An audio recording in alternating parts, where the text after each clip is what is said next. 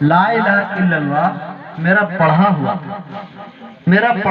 تھا یہیں پر بیٹھ کر کے اسی محفل میں بیٹھ کر کے میں نے دعا کر دی، مولا جو ہم نے 70,000 مرتبہ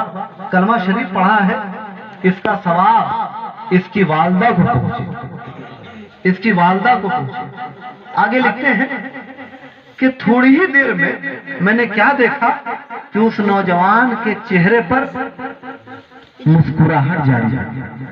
وہ مسکرانے لگا، ہنسنے لگا۔ حضرت جنید بغدادی علیہ رحمہ نے پوچھا کہ ابھی تو ماں کے عذاب کو دیکھ کر کے تم رو رہا تھا، ابھی کیا ہو گیا تجھ کو کہ مسکرا رہا ہے، خوش ہو رہا ہے؟ کہا کہ حضور اب میں اپنی ماں کو جنت کی بہاروں میں دیکھ رہا ہوں۔ حضرت جنید بغدادی علیہ رحمہ فرماتے ہیں کہ اس سے معلوم ہوا کہ سرکار نے جو ارشاد فرمایا کہ اگر تم اپنے مرحوم یا مرحومہ کے لیے ایصال ثواب کرتے ہو، اللہ رب العزت کلمہ شریف کی برکت سے ان کے گناہوں کی بخشش فرما دے گا۔ اس حدیث پاک کی تصدیق ہوگی۔ میرے دوستو، میرے بزرگوں، معلوم ہوا کہ ہمارے اعمال بیکار نہیں جاتے، برباد نہیں جاتے۔ ایک بات اور عرض کر دینا چاہتا ہوں کہ جب بھی موقع ملے، اگر آپ کے علاقے میں کسی کا انتقال ہو جائے، میت ہو جائے، کبھی کبھی لوگ اپنے کام میں اس قدر مشغول ہوتے ہیں کہ نماز جنازہ میں شرکت نہیں کرتے،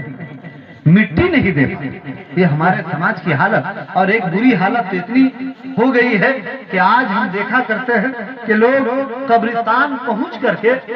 آرام سے کبھی خیمے ٹھوک رہے ہیں،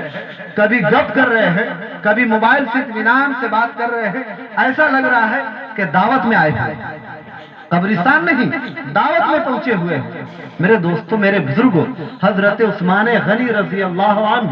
کا معاملہ ہم نے پڑھا، حدیث پاک میں ہم نے پڑھا کہ جب آپ قبرستان جاتے تو آپ اس قدر روتے کہ آپ کی داڑھی اور پورا کپڑا آپ کا بھیگ جاتا۔ لوگوں نے کہا کہ حضور